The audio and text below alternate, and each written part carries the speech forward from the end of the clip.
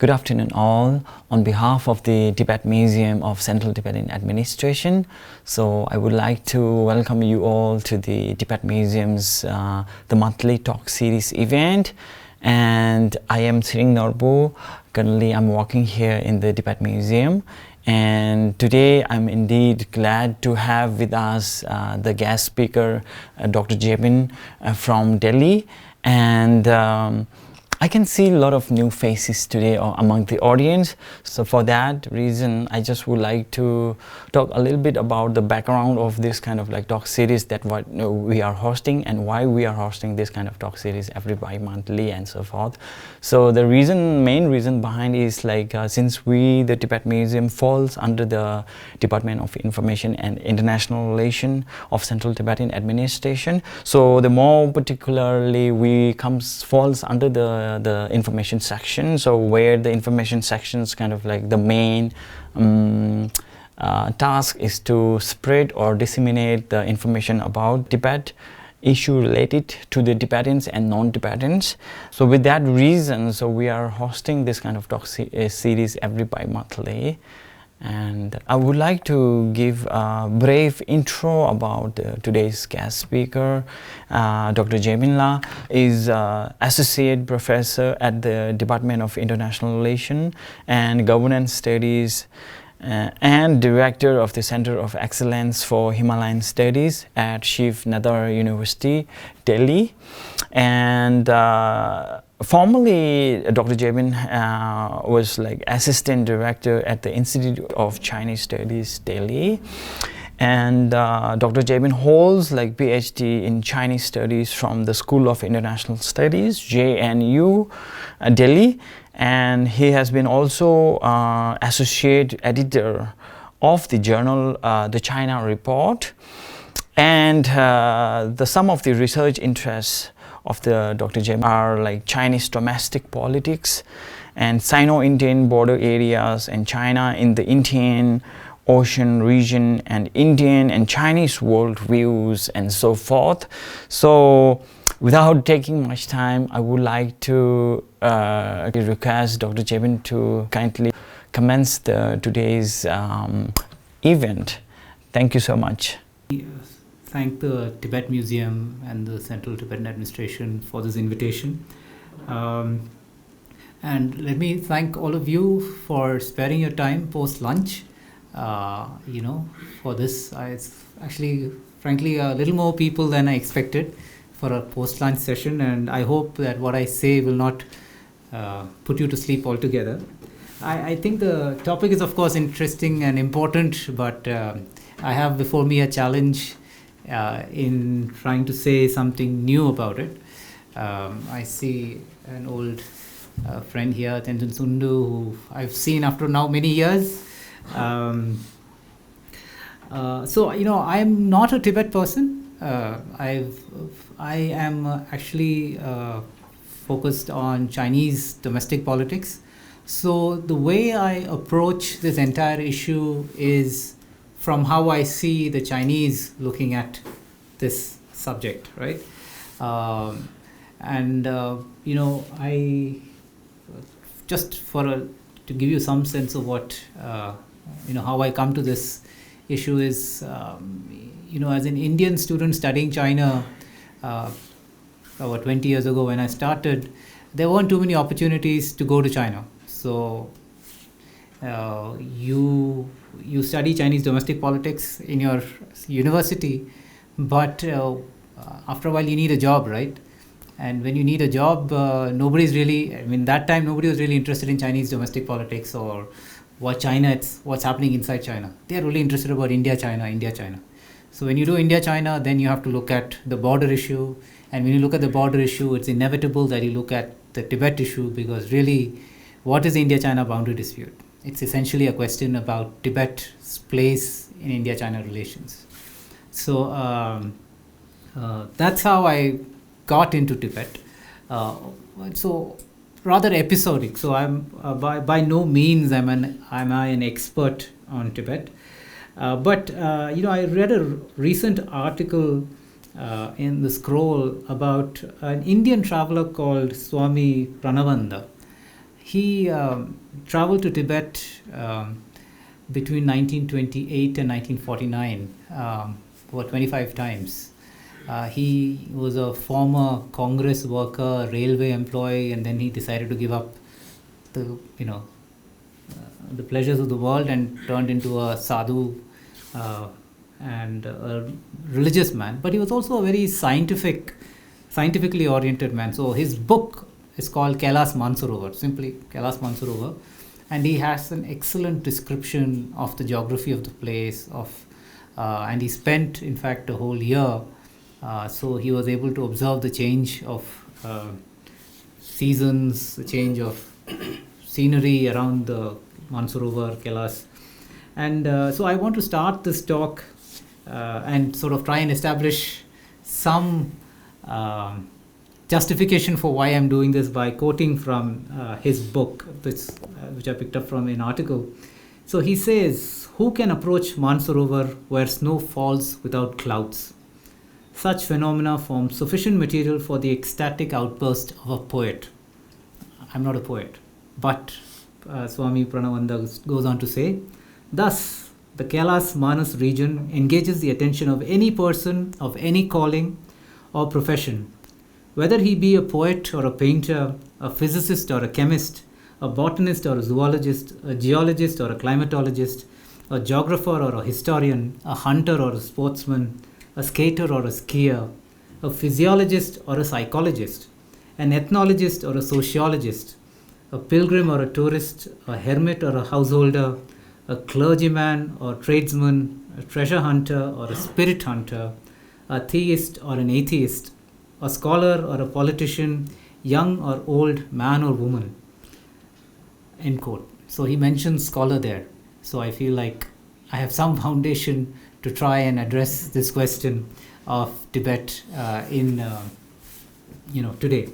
And especially to an audience, I think, who is far more engaged in an intimate way to Tibet than I am.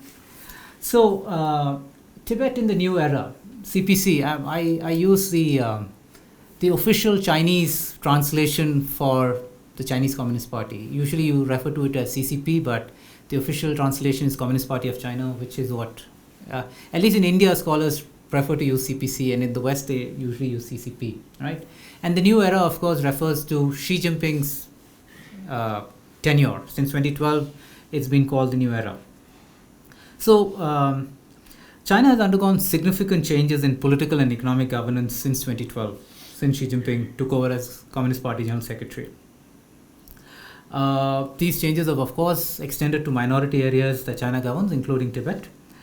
And in Xi's new era, the attempt continues to be civilize Tibet and to tie it ever more closely to China through a centrally driven policy agenda and one-size-fits-all conceptions of progress and development. Now, this one-size-fits-all, I think, is very important for us, at least Indians, I think, to understand, or something that Indians get very easily, because a large country, problems of governance and administration mean inevitably that diversity is a casualty. If you have too much diversity, too many differences, different ways in which things are done, administration becomes a problem. It is impossible for somebody sitting in New Delhi or somebody sitting in Beijing to actually create a craft of policy that can be applied across the board. Of course, in India, we call ourselves a federal republic, but I think the Indians will know that there's a very little federalism actually in operation. And as somebody who studied Chinese political economy, I can tell you, in many ways, the Chinese have greater federalism, at least in the economic policy-making domain, than India does. But be that as it may, I think what I try to do in this presentation is just look at two things. One, what are China's plans for Tibet, the Tibetan Autonomous Region, plus the other Tibetan areas, and then very briefly, what do they imply for the rest of the world? And greater control is really the framework in which I sort of make this presentation. It's about 20-30 minutes and I'll be done. So the central theme that I talk about is that the CPC is trying to normalize what is going on in Tibet by talking about development. Economic development in Tibet as something natural is no longer something about doing something special for Tibet, or because Tibet, as the Chinese, according to Communist Party version of events, that Tibet was backward. Tibet suffered from religious, the rule of the religious clergy. But now, under Xi Jinping, Tibet is going to be treated in many ways, at least on the economic development front, just as any other part of China.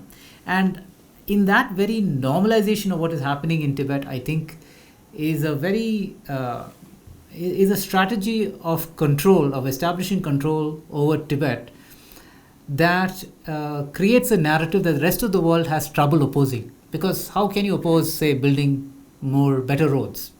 How can you oppose it when the Communist Party says we are settling nomads in order to ensure better access to health and education for them, right? So this sort of a narrative, I think, is something that we have to be conscious of. And I frame my talk in the context of Xi Jinping's first visit as General Secretary to Tibet, or the Tibet Autonomous Region, in 2021. He has visited Tibet before, in 2011, when he was still, before he became General Secretary. But he waited 10 years before he visited Tibet as General Secretary. And I think that says a lot about, how the Chinese see Tibet. And it's interesting also because he had visited Xinjiang, which is another troubled minority province, as early as 2014, right? So obviously, much preparation went into the visit in 2021, because in the previous year, TAR, the Tibet Autonomous Region, at least saw visits by top leaders Wang Yang, who is the number 4 in the Communist Party Politburo Standing Committee, and the number 4 is usually the guy who deals with Tibet and Xinjiang issues. All right. Ho Chunhua, who was then Vice Premier and former party secretary in TAR, Wang Yi, who is a foreign minister of China, also visited Tibet. So you can see that there is a link between what China does in Tibet and what it is trying to portray to the outside world. Because otherwise, why else would a foreign minister be visiting a province, and why would that visit be given so much prominence? And in August 2021, right after Xi Jinping's visit, the 7th Tibet Work Forum was conducted. The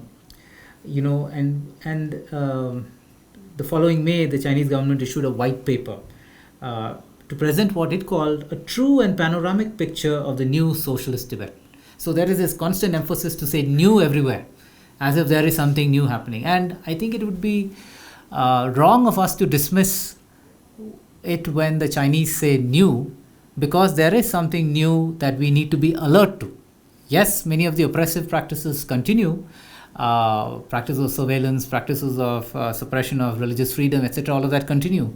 But there are new methods being adopted. There are new methods adopted of how to counter negative foreign images or narratives and so on.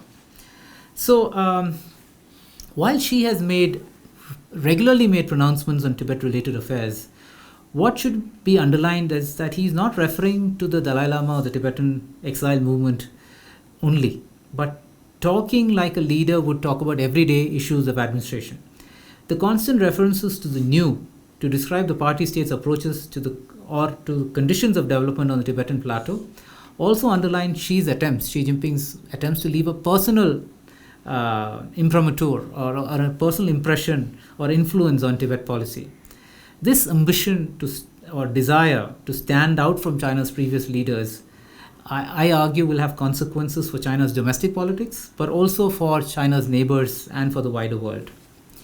I will look at two issues. One, of course, is development. The other issue I want to talk about is how is China approaching cultural issues in Tibet. Let me start with development. Now, economic development is obviously a big priority for the Chinese leadership.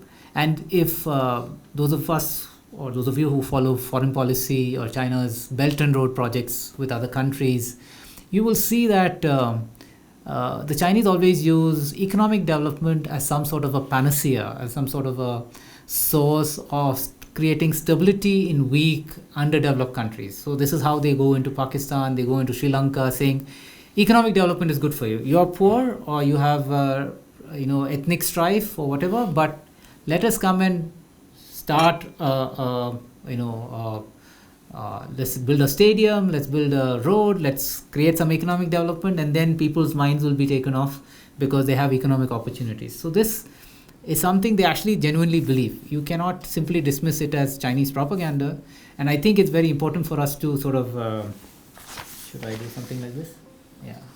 I think it's a good signal for me to know when I should stop talking. Maybe 4 times and I will stop. So it is very important for us to know that when the Chinese take it so seriously, and if we don't take it seriously, then we might respond to this in the wrong way. I mean, our responses to these policies will fall short because we are not able to understand or following what the Chinese are also intending with some of these projects. And some of it they mean sincerely. Of course, they want political influence through economic influence.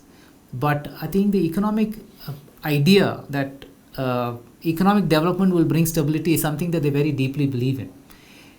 They might now begin to see that it might not always work, but that is of little comfort to us who have to deal with the after effects of Chinese development projects in South Asia, for example, especially for India, right?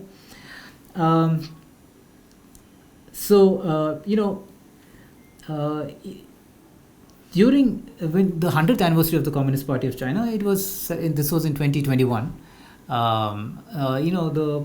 It was celebrated, of course, with much pomp and ceremony, including in minority areas. But even then, while China has advanced a great deal, the distance between minority areas or the difference between minority areas and the rest of China is actually still visible and still stark. So the Communist Party is under some degree of pressure on this front.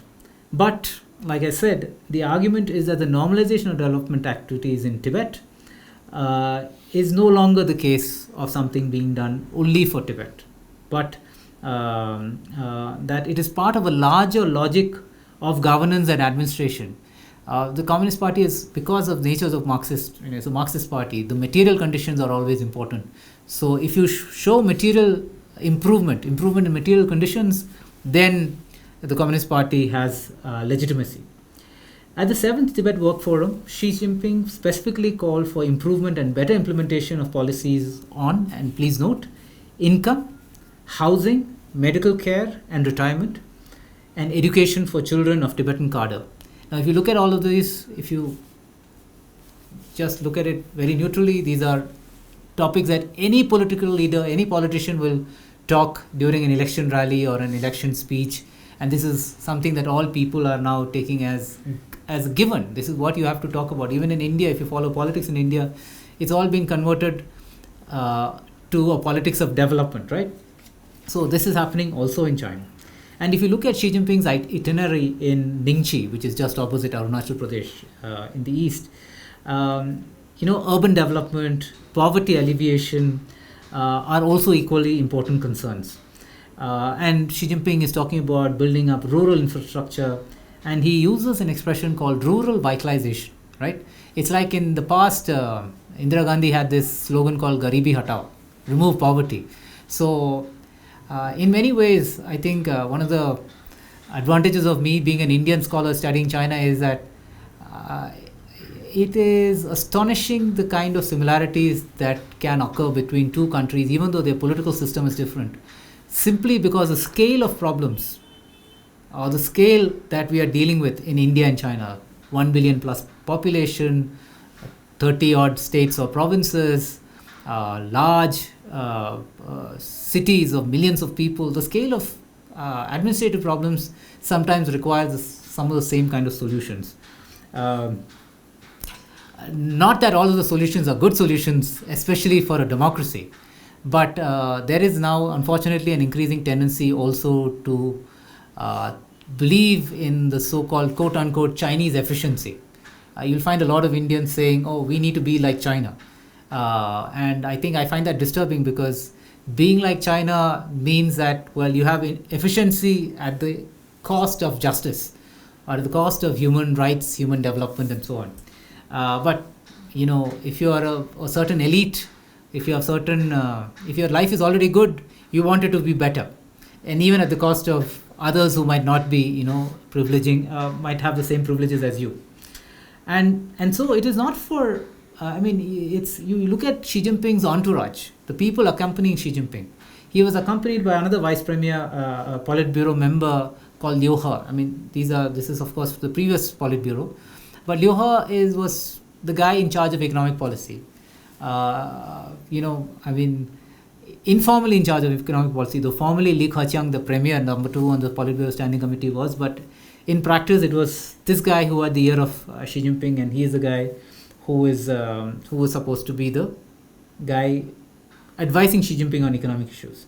So clearly, to bring such a heavyweight on his trip means that economy is a big issue. Similarly, in China, there is something called the National Development and Reform Commission. This is the equivalent of India's old Planning Commission, or now what is called the Niti Aayog. It's a think tank, but it's much bigger than the Planning Commission and the Niti Aayog put together in a way. So it is this body that is in charge of the large mega projects in China, and also this body that is in charge of the Belt and Road Initiative with foreign countries. So the chairman of this body was also accompanying Xi Jinping. Now also look at the other more modern issues that leaders have to talk about. So Xi Jinping visits the Nyang River in Ningchi, which is a tributary of the Yalung Sangpo, or what in India we call the Brahmaputra. And he specifically talked about ecological preservation. The Chinese have this new concept called ecological civilization. So this is the Chinese response to the challenges of environmental degradation and destruction that China's economic growth of the last 30-40 years has created. So now the Chinese are very serious about environmental issues. It's another matter that the Nyang River is actually also receiving a lot of waste from mining projects up along the river. That is also part of the extractive industries that the Chinese government or Chinese state is promoting in Tibet. But one can argue that this is a sign that the Chinese Communist Party or the Chinese state has become cognizant of an environmental problem in Tibet. Remember, in the 80s, 90s, one of the big arguments for the Tibetan movement was the destruction of Tibet's environment. At that time, nobody was talking so much about the environment, but this became a cause that everybody could rally around. How can you destroy the environment? Yes, okay, we can't do anything about human rights or anything else in Tibet, but Tibet's environment is important because Tibet is the roof of the world. Water supply from Tibet goes to other parts of the world, other parts of the region. So Tibet's environment is a universal concern. But now look at how the Chinese have co-opted this argument by ideas such as ecological preservation or ecological civilization. So now in China,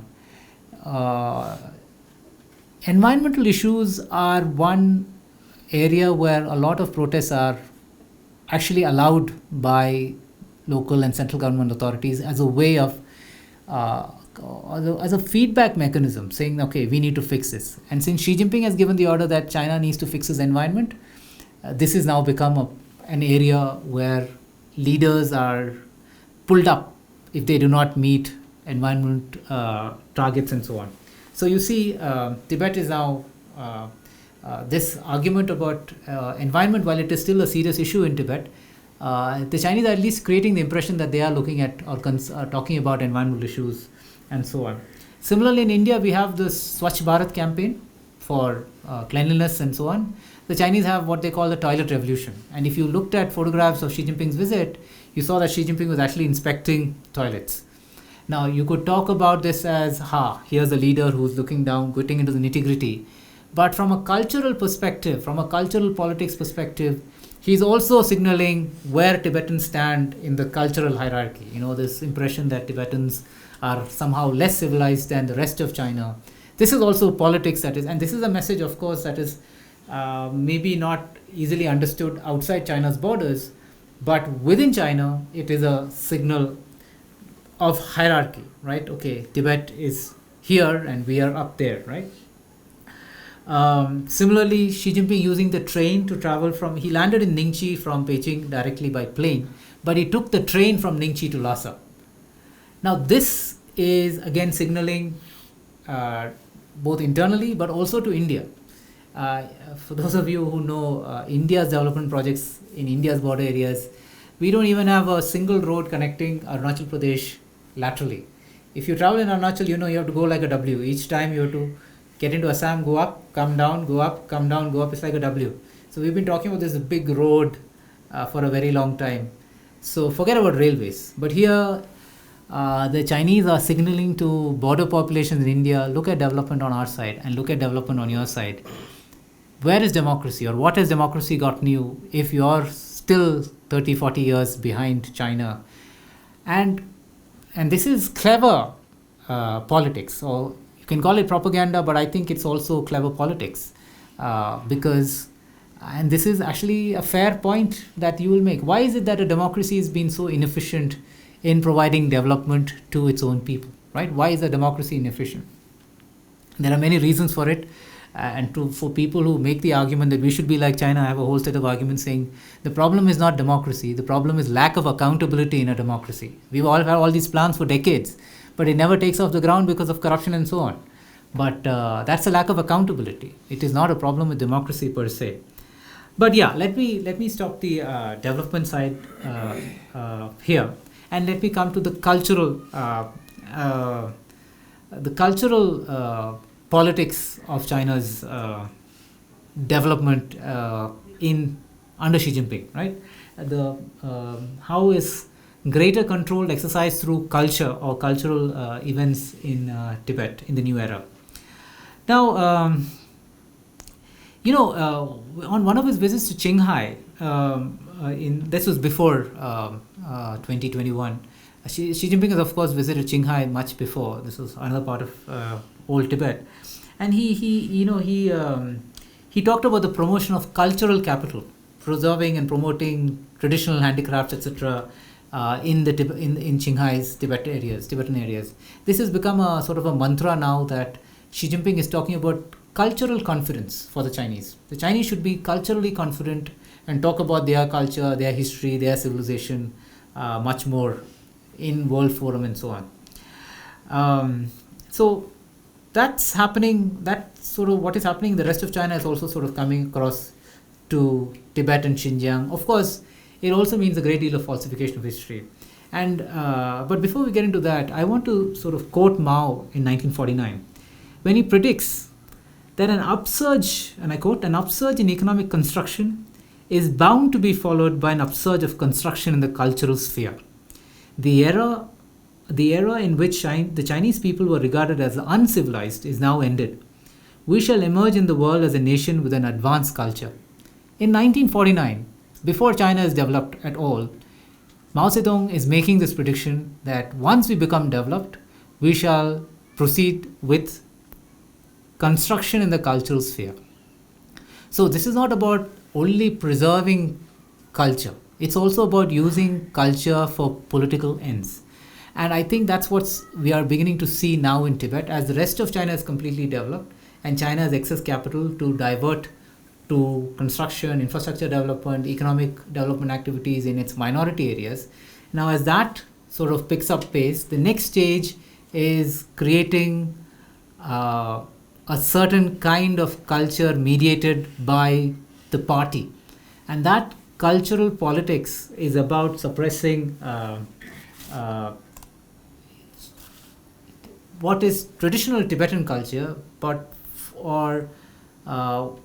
forcing Tibetan culture to fit into the Chinese mold, be subservient or be considered as part of what is Chinese culture.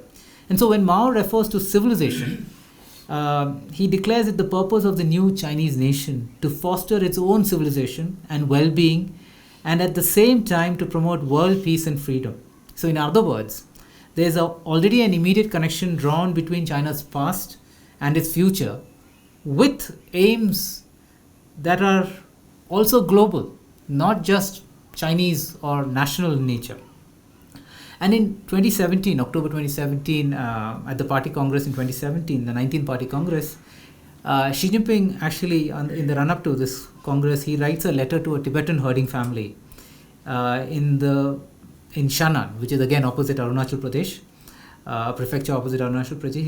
He says, grazing and guarding the border is your duty. He writes to this Tibetan family, and he encourages them to, quote, carry on the patriotic spirit so that more herdsmen will take root in the snow-capped border and be the guardians of our holy territory. So you see the language. When you talk about holy territory, be guardians, he's actually assigning a certain role to Tibetans, but he's also sacralizing this territory. And when it is holy, of course, he's playing on Tibet's religious identity, but he's also making in another speech, and I think this is something interesting that I've noticed of late. Everybody knows archaeology. You think archaeology is a very boring thing, okay, you keep digging stuff, etc. But in China, archaeology is a very political exercise. Okay, so Xi Jinping actually makes a speech and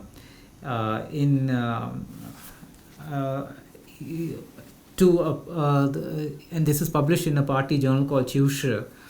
I think he makes a speech in 2021, at the end of 2021. The speech is called Building Archaeology with Chinese Characteristics and Chinese Style.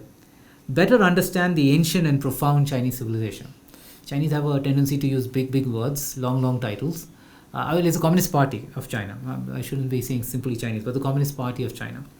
All right. What does he say in the speech?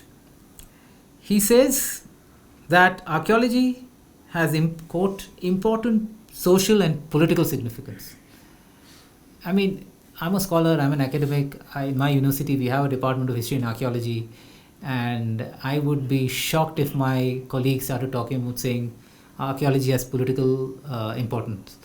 I mean, as a scholar, you are only doing archaeology to discover what truth there is. But of course, yes, archaeology does. I mean, if you follow politics in India, of course, this has political significance. But it is never mentioned directly, does it? You only hear somebody else talking about it, but you never hear leaders state it explicitly. But this is Xi Jinping speaking to his crowd in an internal meeting, which is published later for public consumption, saying archaeology has important social and political significance.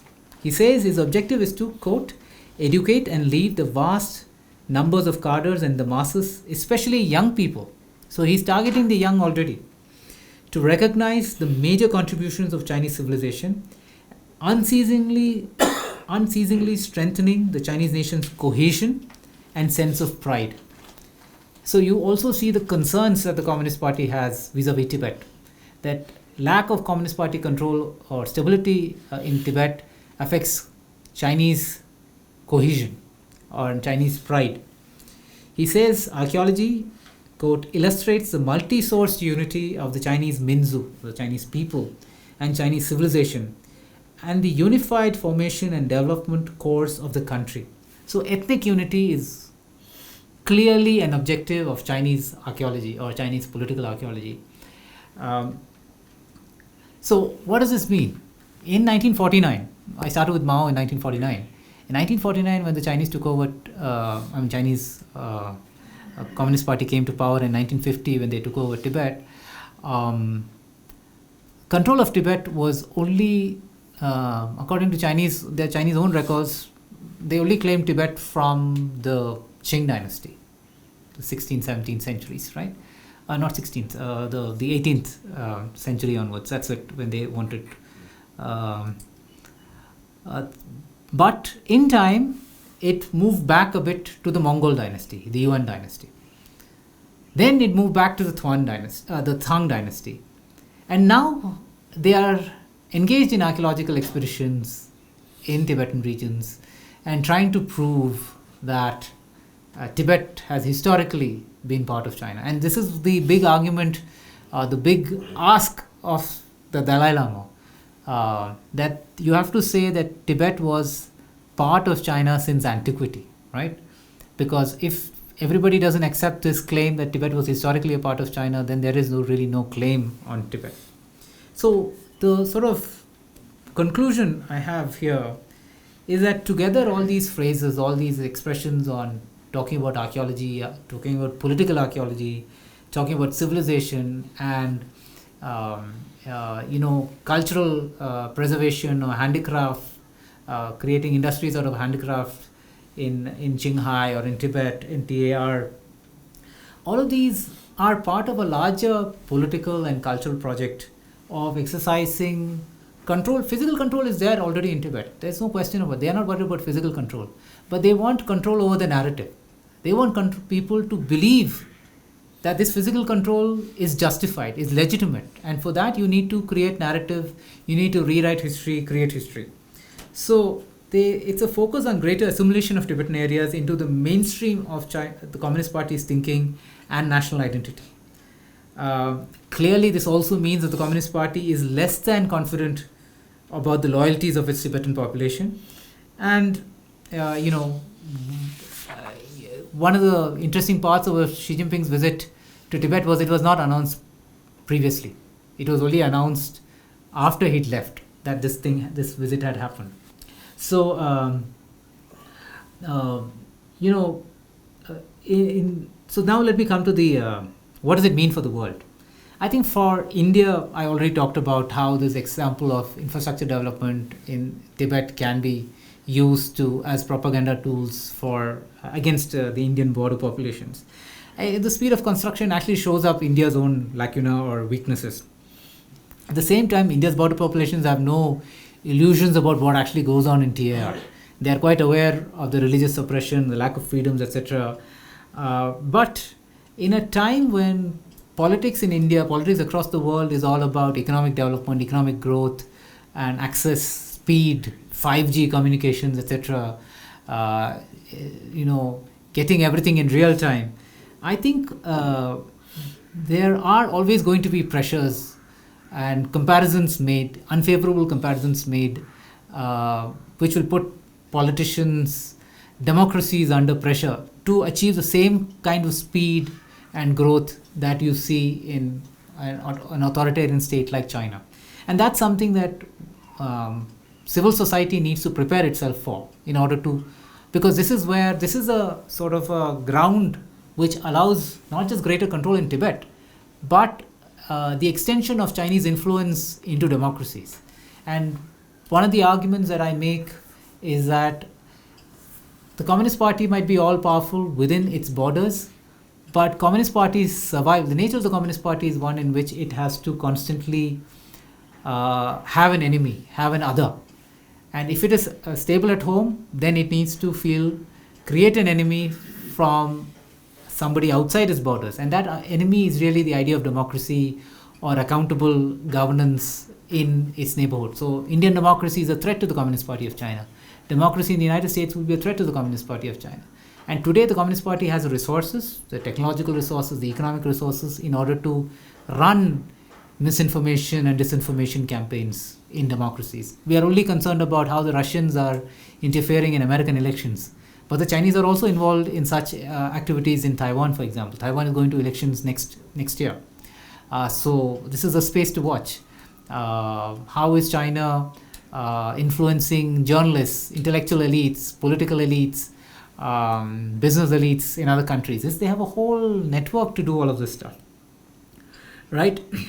And by contrast, India, I think we've not had the kind of confidence in our border populations to let them be examples for border populations in Tibet. Right now, the only example is a negative example. India's border populations are underdeveloped. Populations on the Tibetan side have physical infrastructure and access to connectivity and so on. I mentioned the Belt and Road Initiative. I think we have to, now that COVID is over and I think the border in Nepal is opening up, you will see that the Communist Party is much more confident of its control in Tibet to actually use the Tibet Autonomous Region as a prong of the Belt and Road Initiative into Nepal. When the Belt and Road was initially launched, Tibet was nowhere on the scene. The Communist Party used multiple other provinces in China to push the Belt and Road in different countries in Southeast Asia. They would use the provinces bordering Southeast Asia. They used Xinjiang to connect with Central Asia, but they never used Tibet to connect with Nepal or India. But that confidence, I think, is now increasing. So this is something to watch. Of course, you have the case of recent case of how some places in Arunachal Pradesh were renamed by the Chinese, right? This is interesting. The Indian government has simply dismissed as, oh, it doesn't change anything on the ground. But what I would point out is that this is what has been called lawfare, warfare mixed with legal means. So the Communist Party is using legal means to show claim over Arunachal Pradesh. Now, for Indians, it doesn't matter. But the Chinese have a vast information network. Chinese have television networks, newspapers, websites that are translated into multiple languages. So somebody sitting in Kenya watching the China Global Television Network in English, or somebody sitting in Buenos Aires watching the China Global Television Network in Spanish, is actually seeing this renaming of places in Arunachal. And from their point of view, where is Arunachal? Oh, it's part of China. It's no longer part of India, right? So you see how the narrative has changed. Maybe it doesn't matter for 1 billion Indians what the Chinese have done. But for 4 or 5 other billion people around the world, the narrative is this is now part of China. They don't even think of it as being disputed, but they think that this is now part of China. So yeah, so I suppose the final argument I have to make, and I'm glad to see it hasn't gone blue yet, though I did cheat, I did press once, is that we make a mistake if we look at Xi Jinping's activities in Tibet only as being targeted and aimed at Tibet. It is also about sending a message to the outside world. It's also about sending, so before the idea was, look, we have to legitimize our control in Tibet, we have to control Tibet. But now the Chinese state is confident enough with its resources, with its ideological resources also, political narrative, the diplomatic services, a very large diplomatic services the Chinese have, academic, intellectual services, the money that I can tell you that as an Indian academic, I'm envious of the amount of resources that Chinese academics have. Okay, so the resources that they put into multiple streams, diplomacy, economics, academia, they have the confidence now to say that we will not fight the battle for control or legitimacy in Tibet, only in Tibet, but we shall now fight this battle outside of Tibet's borders, outside of China's borders. And if we are not alert to this narrative, I don't want to call it propaganda, because propaganda creates a negative impression and you think propaganda is weak, but this is very strong and you have to give it its due respect if you have to deal with it properly. So China is confident enough now in the new era under Xi Jinping. It's no longer biding its time or hiding its capabilities like Deng Xiaoping said. It is actually doing something. It is confident enough to take the battle for control of Tibet, the legitimization of its control over Tibet outside China's borders. And this is something that as those of us living outside of China are concerned about issues in Tibet, must be cognizant of, aware of, and be alert to, and create our own methods for dealing with this. So yeah, let me stop there. Thank you so much for your attention.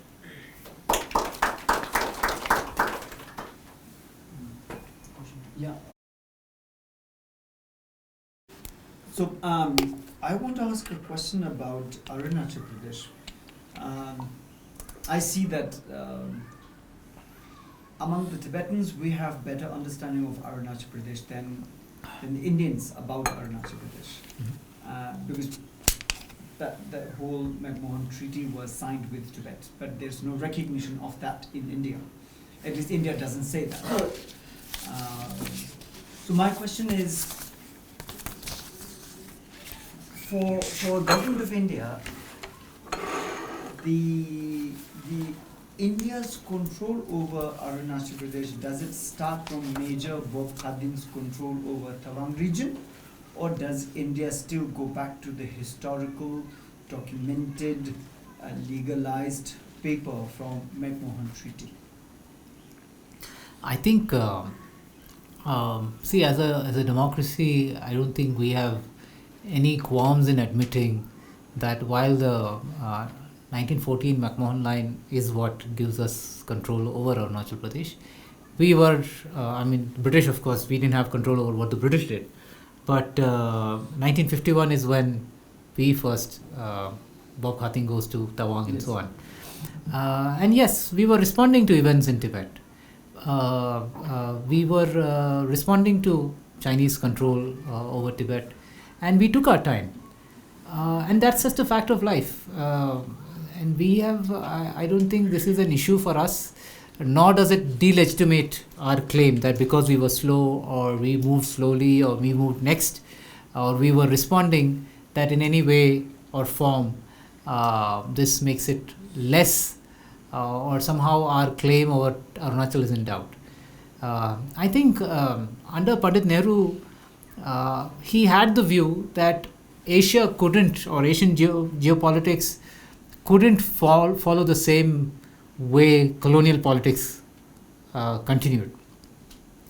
Look, in the past, we didn't need visas or passports to go across these borders. Where did Tibet end? Tibet ended in a way, I think this is something I've heard, Tibet ended where the mosquitoes started, right? So in a way, these were fluid. It didn't really matter whether there was a hard line between political entities, as long as people continued to exchange, people lived peacefully and so on. But I think we grew up pretty quickly once the Chinese took control of Tibet. We realized that this was an expansionist state, and therefore we needed to look at it very differently. But even so, you saw that until 62, we hadn't fully woken up to the Chinese threat, right? It took 62 before we learned. And how did we deal with 62? We dealt with 62 by pulling back our border populations and not building infrastructure in a sort of misguided approach to dealing with China. But I think with the benefit of hindsight, we should say that we lacked resources then. We lacked public attention on this. Today it's very different. Today, if you see how we have responded to Galwan, we've managed to speed up a lot of the things that we needed to do with respect to China because Galwan happened. So I think we are confident about our claims of this region. But more than that, I think our claims are based on allowing the Arunachalis to choose what is best for them. We have elections in Arunachal. They allow Arunachalis choose their own government. They have their own systems. We are conscious and conscious of cultural heritage and cultural concerns that Arunachalis have. Issues about environmental damage by big infrastructure. Why do you think that road between why is it infrastructure development not progressing so fast in Arunachal? Because we are trying to take on board concerns of the locals, right? So I think that's one of the costs that we pay as a democracy, but that's also the reason why the Arunachalis understand that you might see progress on the other side, so-called progress on the other side, but that is the progress that comes with a cost. I think it's useful to see what's happening on the Chinese side, but we cannot also expect in a democracy the people to simply say, oh, things are bad there, therefore this is better. I think as a democracy we need constantly to be doing something positive rather than simply accepting things by default. Yeah, just to make myself understood properly, this question is not about Tibet, it's about Arunachal Pradesh, and the question precisely is about how does India recognize Arunachal Pradesh, and so therefore the question is, does the government of India understand Arunachal Pradesh as it was in 1951 when Major Bokhating took over? Is it only this, or do you still go back to McMahon Treaty that was signed between British India and Tibet? Well, if you one more thing. Sure. Recently, United States passed a resolution saying that they recognize McMahon McMahon line, Treaty. yeah. So is this a revival of McMahon Treaty, which India doesn't seem to be talking about, because India is saying, in 1951 we started to take control of this. See, if you ask me the question directly, then we will say we are successors to whatever the British left us. Right? Right. So there's no question about it, right? But we have a boundary dispute with China. And our treaty agreements with the Chinese, the 2005 agreement on political parameters and guiding principles, essentially says the boundary dispute has to be settled on the basis of the latest advances in cartographic techniques, and also keeping in mind, which is a political parameter, keeping in mind that settled populations will not be disturbed. Right. Now, so if you follow the latest cartographic principles, and also, by the way, there has to be a certain common sense approach about how, because look, that McMahon line, it's an infeasible line. It was drawn with a nib. It covers 20 kilometers area on the ground, so it's just impossible for us to hold on to every single inch of territory as signified by this nib of the pen used by McMahon. So from that point of view, the border will change. That line, the McMahon line, will change. But what the principle is that this is broadly the line. I mean, you cannot, as the Chinese do when they claim it's right, basically the upper banks of the Brahmaputra, right? That's not happening. It is the line broadly where it is, but we will make adjustments depending on the current situation or reality on the ground, as well as geographic principles. And I think you saw this happen also in the Doklam issue. That was a full treaty that was signed between the Chinese, the Qing, and the British. But even there, the Chinese had their own different interpretations, and we had our own interpretation, right? So I think the 2005 agreement makes it very clear. We are not in any confusion about whether this belongs to us and what is the basis of our claim. There is no confusion there. But we do acknowledge, I think the 2005 treaty does imply that when this boundary has to be settled, there will have to be changes in the line drawn, because there will have to be the latest scientific techniques and so on, and consideration of population centers along the border area. All of this has to be considered. Yeah. Okay.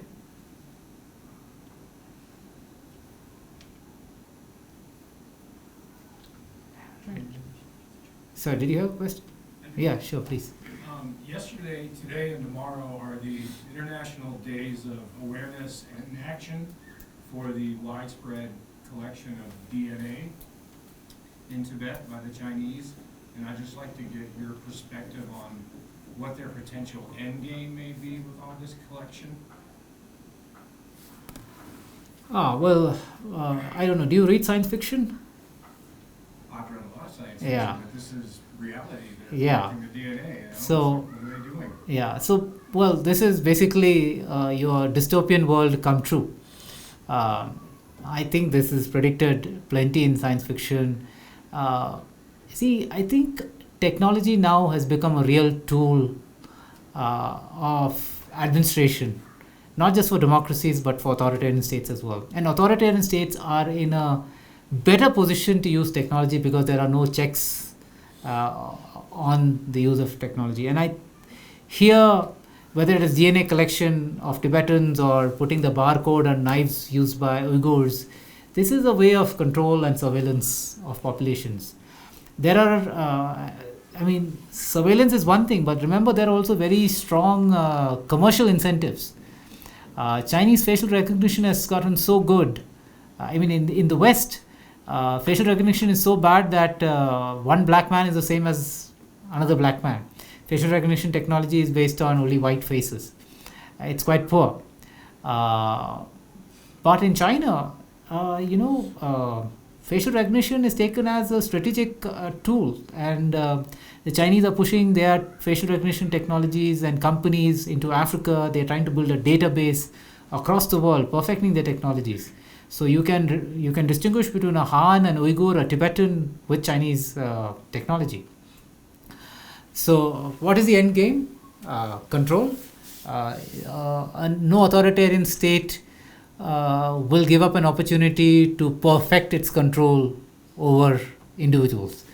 I think the comparison with 1984, George Orwell's 1984, I think it's still not perfect. I mean, George Orwell goes much more. It's a level of fear that is implicit in 1984. I think the Chinese state is, until you get to that level where people automatically follow instructions without being told, that they internalize the idea of following instructions, or they internalize the idea that a big brother is watching them, they will do it. And collection of DNA, this kind of, these CCTV cameras at every point. Look at little children today. Children are very aware. There's a CCTV camera there. In schools, especially now, for safety reasons, etc., there are CCTV cameras everywhere. So children have become used to. I once ran into a child that got into a lift in India. Now you see, and she looked around and said, "Oh, there is no camera in the lift." And I was astonished that a child should think that a camera in a lift is a normal thing, right? So that's how it's coming, and I think this is a form of control, and it's a form of perfecting control. And no authoritarian state will rest until it has absolute access to everything. I suppose eugenics is the next one, right? If you've seen the Netflix series called The Man in High Castle, so it's about, the Nazi thing was about perfect race. So you get rid of the lame, the ill, and you use DNA to basically figure out who's got a faulty gene, and that's it. He's out of the reproduction cycle. So it hasn't gotten to that extent yet. I think this is just, for now, it's a power play, but you never know where it's going, right? And I think human nature is one in which you have great, enlightened, compassionate souls like His Holiness, but you also have the reverse, the flip side of people who can go to any extent in terms of treating their fellow human beings like they aren't human. Yeah. Thank you, Professor Sher. So I'm going to ask you to zoom out and then see what is happening in Beijing instead of what is happening in ASEAN. So the question that I wanted to raise particularly pertaining to your emphasis on new and the question of succession in Beijing.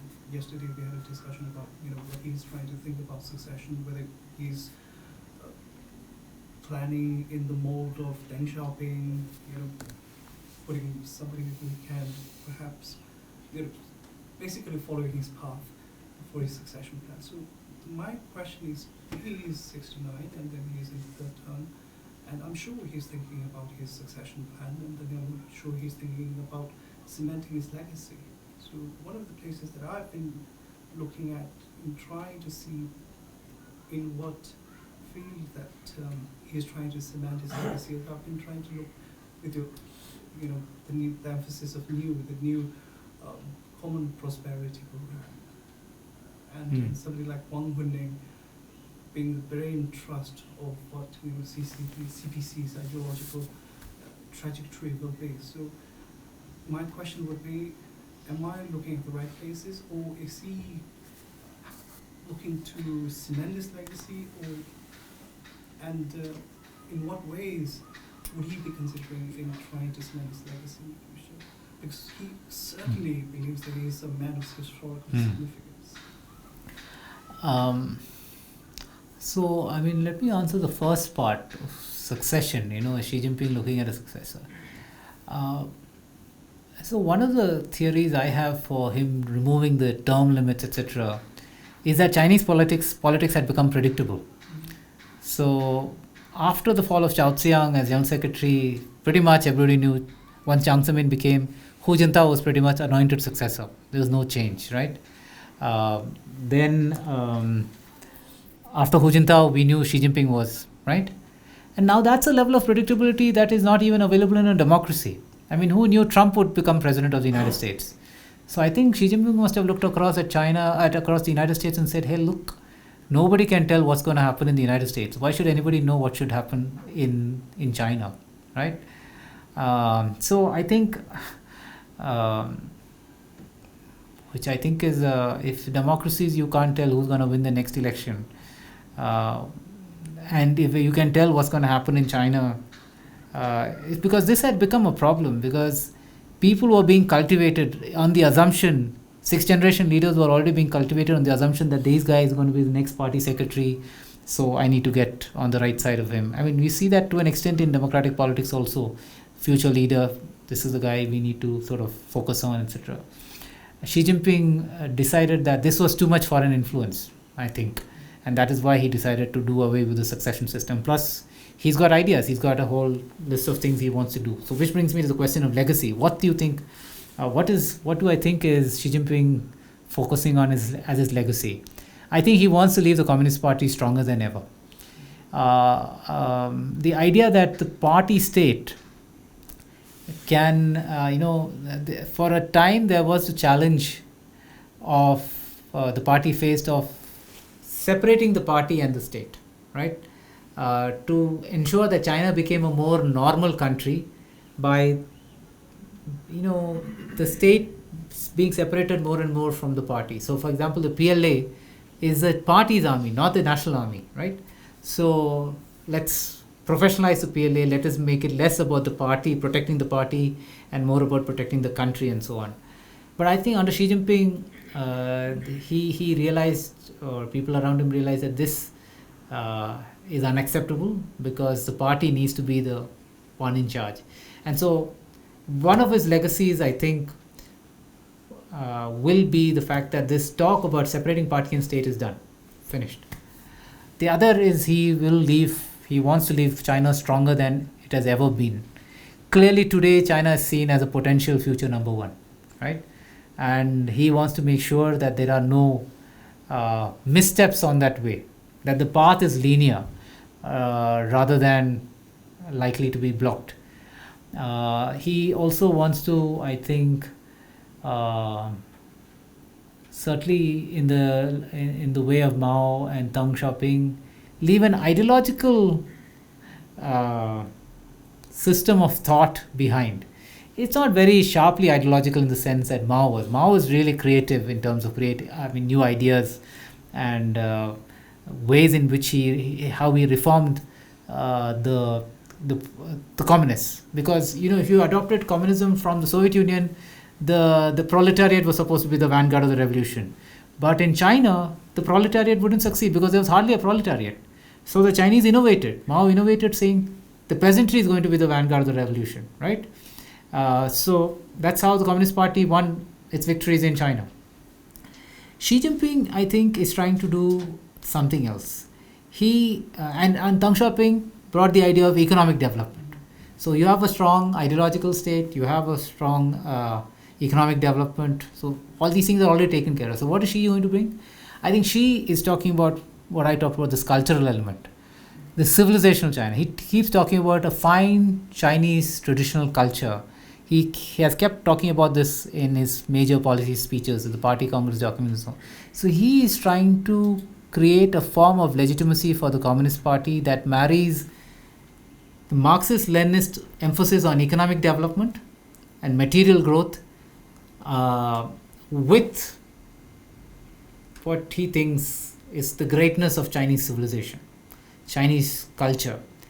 And this is a potent mix, because even if economic development falls a bit, you can still have pride in your culture. What Mao did was out with the four olds. Old habits, old superstitions, old customs. He practically, Confucius was anathema in Mao's era. So Mao wanted a clean break. Xi Jinping is not about clean breaks. He realizes, or he thinks, that you need to actually build on that foundation of Chinese legacy or Chinese culture or Chinese civilization, which is not going to go anywhere. So why not use it for the purposes of the Communist Party? And so we have today, I think, a very virulent form of nationalism, which makes it all the more difficult for ethnic minorities to express themselves. Which is why I think, approaches of the Tibetan exile movement to what's going on in China needs to change, perhaps, taking into account this reality that this is a party now, is a modern political entity, but is now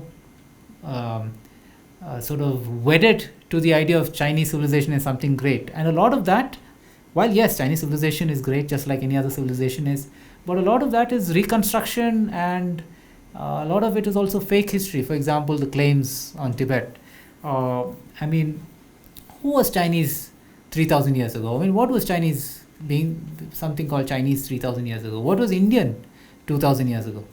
I mean, and as long as these sort of questions disappear, I think then we are looking at a world that is, or countries that are increasingly monochromatic, that do not respect diversity, that do not have space for plurality, and therefore are homogenizing.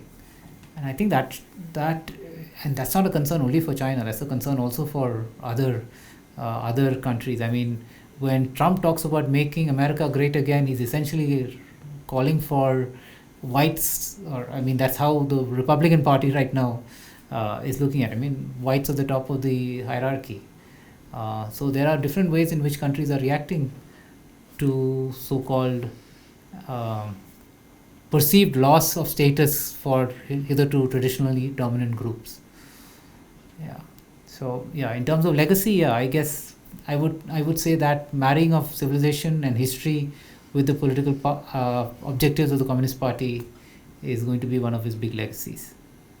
So with this, we have to conclude over here. Though I really wish to have more time to have the more discussions and more questions regarding the topic, as many questions are coming from the audience, and I really would like to say thank you for that and your very active response from your side.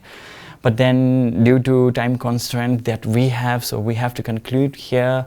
So before concluding today's sessions, I would like to request our director, Mr. Tenzin Topden, to say some few words on today's event.